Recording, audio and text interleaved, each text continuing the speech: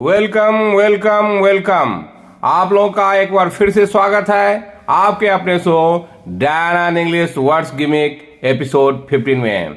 चलिए, नया दिन नया सिचुएशन, और आज का सिचुएशन थोड़ा अलग है। लेकिन उससे पहले मैं एक ये चीज कहना चाह रहा हूँ, एक करेक्शन मैं करना चाह रहा हूँ कि एपिसोड 13 में आप जो मैं सेकेंड वर्ड जो दिया था फ्रॉम डॉन टू डस्क, मैंने DOWN उसमें ये था लिखा, बाय मिस्टेक ये हो गया था।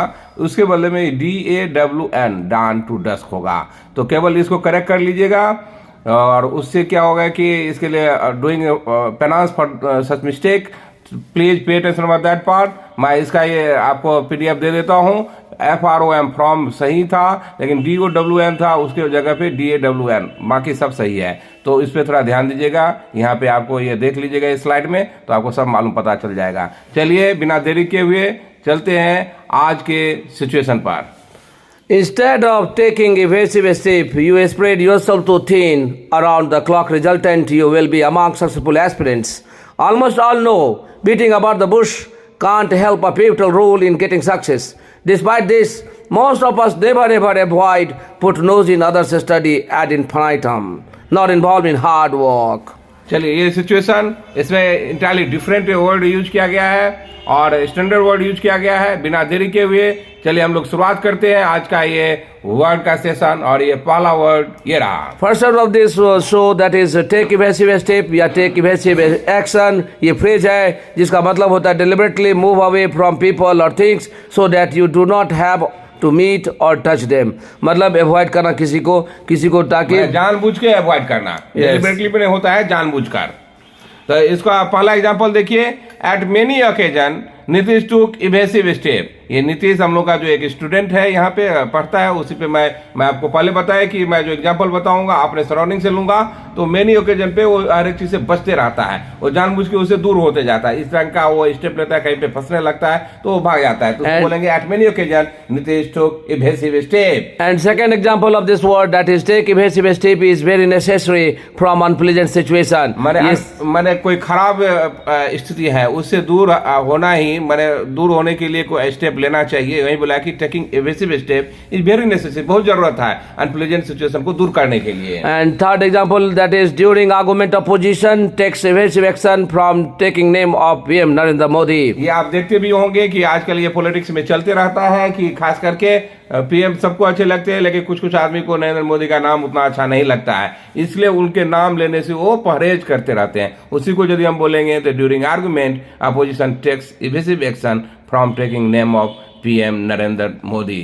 चलिए, आज का दूसरा word spread yourself too thin. This is the idioms very busy involve in so many different activities. मतलब एक ही साथ जो बहुत सारा काम में बिजी रहता है, व्यस्त रहता है, मतलब अपने आप को बहुत ज्यादा व्यस्त कर लेना, that is spread yourself too thin. इसको एग्जांपल के तौर पे, एग्जांपल तो बाद में दूंगा, मैं आपको समझाना चाह रहा हूँ एक कंडीशन से। मान लीजिए आप स्टूडेंट हैं, एक ही साथ मान लीजिए आप 4-5 ट्यूशन पकड़ लेते हैं, तो आप ज्यादा समय नहीं दे पाएंगे। तो इसको ही बोला गया है कि समय आपके हाथ में है नहीं, इसलिए स्प्रेड योरसेल्फ टू थिन। बहुत ही अपने को आप ये इन्वॉल्व कर रहे हैं, तो जो कि परिणाम उसका अच्छा नहीं होता है। ये मैं एग्जांपल में दिया। पहला example, first example of this idiom that is avoid spreading yourself too thin at one time is not good at all. एक ही समय में अगर बहुत सारा काम करेंगे तो वो अच्छा नहीं है आपके सक्सेस के लिए भी, आपके एग्जाम के लिए भी।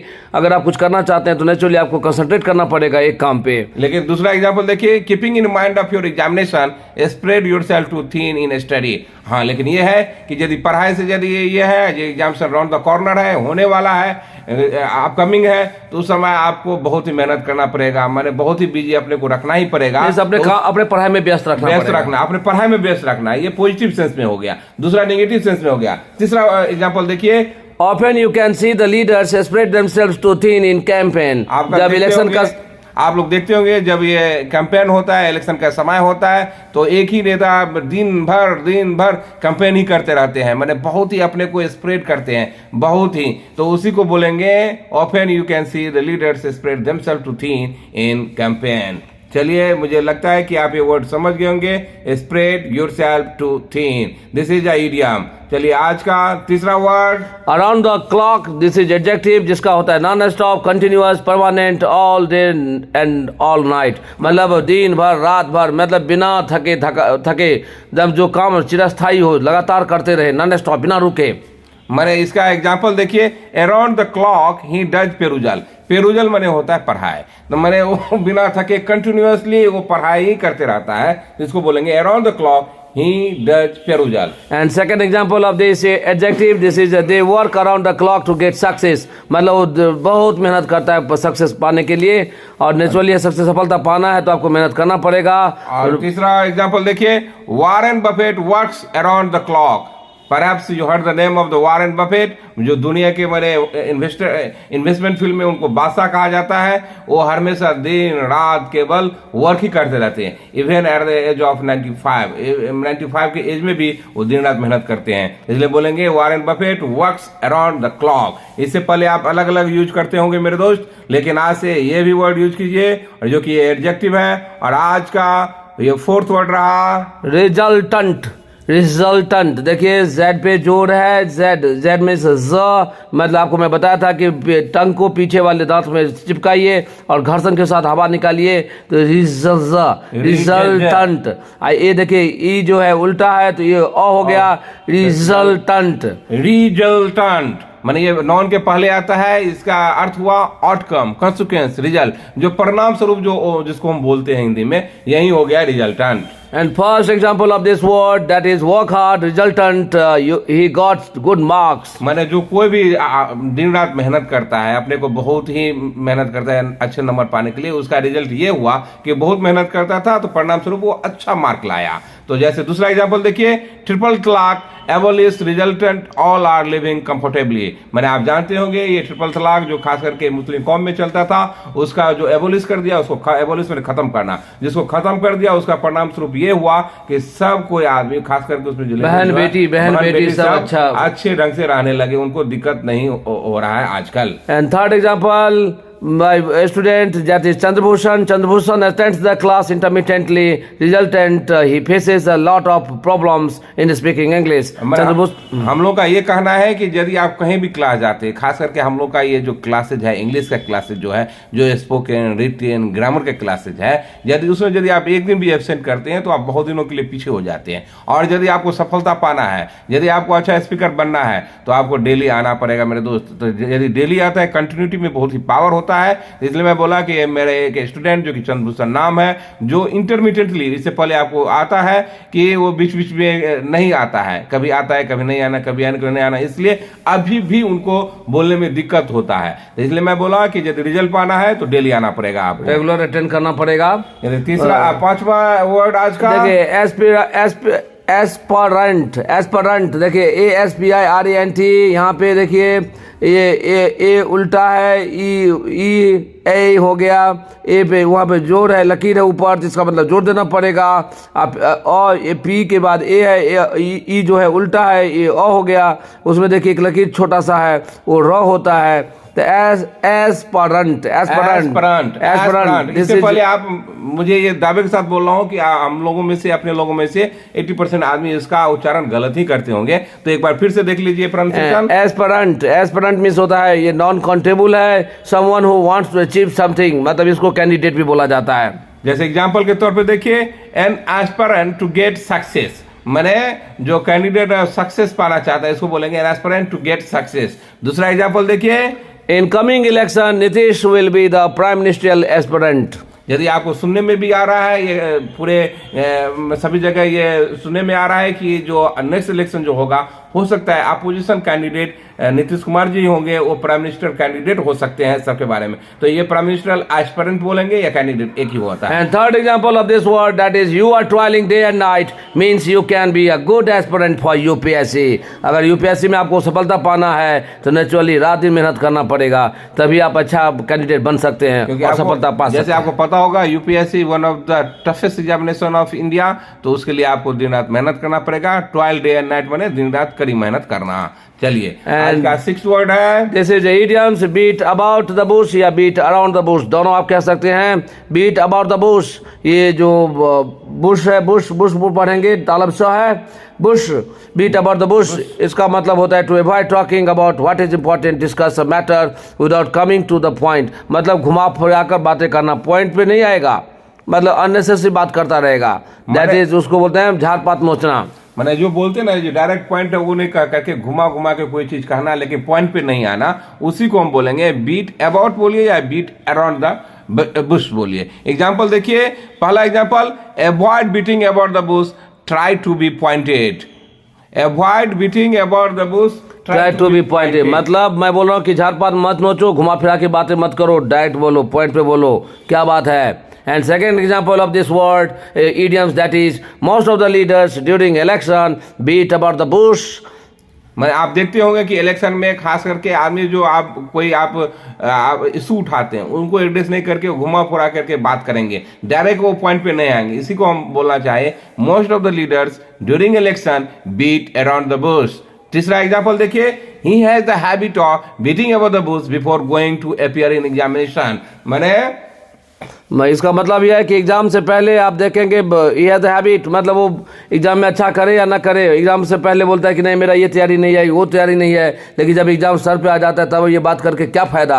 Means don't beat about the bush, try to be pointed, होना ही चाहिए, तभी आप अच्छा कर सकते हैं। चलिए आज का 7th वर्ड है, दैट इज पिवटल। पिवटल देखिए, पी पे जोर है, पी पे लकीर है ऊपर, तो इसका मतलब पी पे आपको जोर देना पड़ेगा, और पी पे जोर देंगे तो हो गया पिवटल।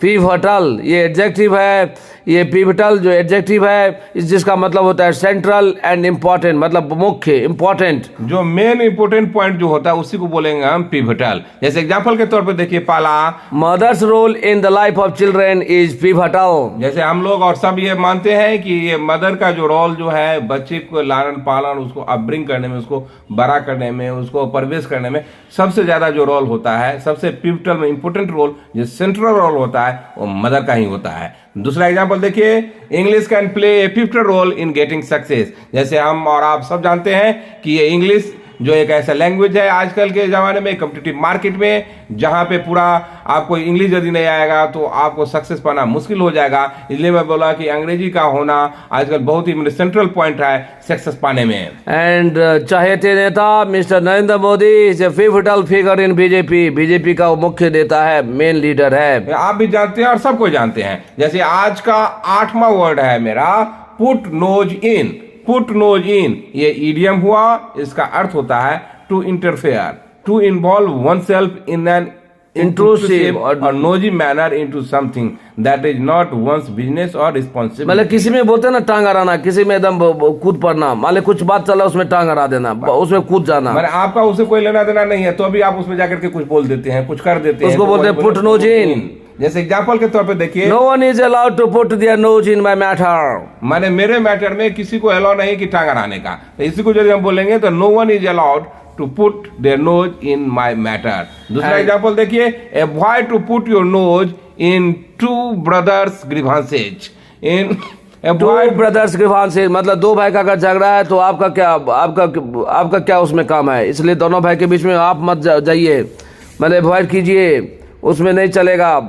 वो बोल रहा है कि अवॉइड कीजिए, दो भाई का अगर झगड़ा है, उसका आपसी झगड़ा है, वो आप सुलह कर लेगा अपने आप। जैसे देखिए अपने परिवेश में भी होता है, फैमिली सब में भी होता है, इसलिए इसको यदि हम एग्जांपल के तौर पे बोलेंगे ऐसे बोलेंगे, avoid to put your nose in two brothers grievances. Grievances का थोड़ा एक बार हाईलाइट कर देते हैं। ग्रीवांसेज मीन्स होता है द्वंद्व, मनमुटाव, मतभेद, दैट इज ग्रीवांसेज। और मैं मेरे दोस्त, अगर आपको अच्छा लगता है तो umpteen times I said, still I'm saying, please subscribe it and pay attention for that part what is being said by Diana in English, and I hope so you won't splash water of disappointment of our sanguine. So this is 9 words here, ad infinitum, ad infinitum, that is adverb। ad infinitum ये adverb है, इसका अर्थ होता है forever, endlessly, repeatedly. जो बार बार होता है, हमेशा के लिए होता है, बार बार बिना रुके, जो लगता है कि खत्म नहीं होने वाला है, लगातार ही होगा, सभी दिन के लिए जो है उसी को बोलेंगे देखिए ad infinitum. देखिए यहाँ पे ए है उल्टा, ई है ई एड, यहाँ पे इसके नीचे लकीर है, तो इसका मतलब यहाँ पे सॉफ्ट जब आवाज होगा, और यहाँ पे एन के ऊपर देखिए लकीर है, इसका मतलब ऊपर जवाब एन पे दबाव देना, जोर देना पड़ेगा। ए आई है तो इसका मतलब आई पढ़ेंगे। टी ई जो उल्टा है वो ओ हो गया, तो देखिए क्या पढ़ेंगे, एड इनफिनिटम। क्या पढ़ेंगे, एड इनफिनिटम, Ad infinitum. अब एक बार देखिए जोर से बोल के दिखाता हूँ, एड इनफिनिटम, एड इनफिनिटम। क्या बोलेंगे, ad infinitum. This is adverb. जैसे एग्जाम्पल देखिए पहला, no one in this world has come to stay ad infinitum, माने कोई भी ये संसार में सभी दिन के लिए नहीं आया है, हमेशा के लिए नहीं आया है, सबको एक दिन जाना ही है। Yes. इसका मैं यदि इससे पहले आप दूसरे ढंग से इसको बोलते होंगे, मैंने एवर फॉर एवर, लेकिन इससे अच्छा वर्ड से रिप्लेस कीजिए, no one in this world has come to stay ad infinitum. दूसरा एग्जाम्पल देखिए, You won't behave badly with anyone ad infinitum. माने आपको किसी से बुरी बर्ताव सभी दिन के लिए नहीं करना चाहिए, नहीं तो इसी को हम बताए, you want behave badly with anyone at infinitum. मैं बार बार बोल रहा हूँ कि please throw caution to the wind, nothing will be will of the wisp, pay heed on what is said by Diana English. And third example of this word, that is nowadays the relationship even of husband and wife are not at infinitum. माने सभी दिन के लिए even माने husband और wife का जो भी रिलेशन जो है सभी दिन के लिए रिलेशन अच्छा अभी आजकल तो ऐसा है कि मनमुटाव छोटी छोटी बातों पे लड़ पड़ता है, झगड़ पड़ता है, और यहाँ तक कि तलाक तक चला जाता है, डिवोर्स तक बात चला जाता है। इसलिए हम ये एग्जांपल दिए, करंट सिचुएशन से लिए। Nowadays the relationship even of husband and wife are not at infinitum. सभी दिन के लिए नहीं रहता है, बीच में कभी मनमुटाव होता है, फिर तलाक भी और हो मुझे जाता उम्मीद है कि आप लोग समझ गए होंगे कि शब्द वर्ड पे ध्यान दीजिएगा, और इस वर्ड के साथ अपना स्टोरी बनाइए, सिचुएशन बनाइए, प्लॉट बनाइए, सो दैट आपको दिक्कत ना हो, और you can speak just like a native speaker, you can write just like a native writer, and you can see yourself at that level where you want to be. And देखिए एक बार मैं ये situation पढ़ देता हूँ, आप एक बार देखिए। Instead of taking evasive step, you spread yourself too thin around the clock. Resultant, you will be among successful aspirants. Almost all know beating about the bush can't play a pivotal role in getting success. Despite this, most of us never ever avoid put nose in others' study at infinitum, nor involved in hard work. चलिए ये situation रहा, इस पे work कीजिए, अपने situation में डालिए। तब तक के लिए बाय बाय।